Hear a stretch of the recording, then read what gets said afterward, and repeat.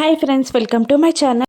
నక్షత్ర బర్త్డే పార్టీకి వచ్చిన గగన్ని అపూర్వ రే మర్యాదగా పార్టీ నుండి వెళ్ళిపో అని బెదిరిస్తూ ఉంటుంది. ఇక దాంతో గోరెంటాకు పిన్ని గగన్ పక్కనే ఉన్న అపూర్వాని ఇలా అంటుంది, ఒరై తురై అంటే కుదరదు, మర్యాదగా పంపించమ్మీ అని అంటుండగా అపూర్వ ఎగతాళిగా గగన్ని చూస్తూ, గగన్ గారు, మా బావగారు చూడకుండానే ఇక్కడి నుండి వెళ్ళిపోండి అని గౌరవానికి వెటకారం యాడ్ చేస్తూ గగన్ని బ్రతిమిలాడుతూ ఉంటుంది అపూర్వ. ఇక నీకు ఈ షేడ్ సూట్ అవ్వలేదు కానీ నువ్వు నీలాగే ఉండు అని అపూర్వని అంటుంటాడు గగన్. నువ్వు వెళ్ళరా ముందు అని అపూర్వ మళ్ళీ గగన్ని అంటూ ఉండగా, లేదు నేను వెళ్ళను, పార్టీ అయ్యే వరకు ఇక్కడే ఉంటా, పార్టీ ముగిసాకే వెళ్తా అని గగన్ తేల్చి చెప్పేస్తాడు అపూర్వకి. అపూర్వ టెన్షన్ పడుతూ ఉంటుంది శరత్ చంద్ర గగన్ని చూస్తే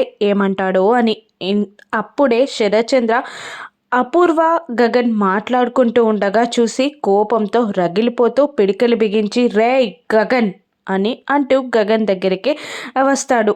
నా ఇంటికి రావడానికి నీకెంత ధైర్యం రా, అసలు నా ఇంటికి నువ్వెలా వచ్చావు, నిన్ను నా ఇంటికి పిలిచిందెవరు అని శరత్ చంద్ర కోపంగా గగన్ని ప్రశ్నిస్తుండగా శరత్ చంద్రాన్ని చూసి కూడా గగన్ భయపడడు. ఇక భూమి అందరూ అతిథులందరూ కూడా శరత్ చంద్ర గగన్ని చుట్టుముడతారు. అప్పుడే నక్షత్ర పైనుండి కిందికి దిగి వస్తూ ఉండగా శరత్ చంద్ర నిన్ను పిలిచిందెవర్రా అని అడుగుతూ ఉంటాడు. ఇక గగన్ నక్షత్ర వైపు చూస్తూ ఉండిపోతాడు. నక్షత్ర కూడా శరత్ చంద్రాన్ని చూసి భయపడుతుంది. ఇక డైరెక్ట్గా నక్షత్రే పిలిచింది అని గగన్ శరత్ చంద్రకి చెప్పేస్తాడా?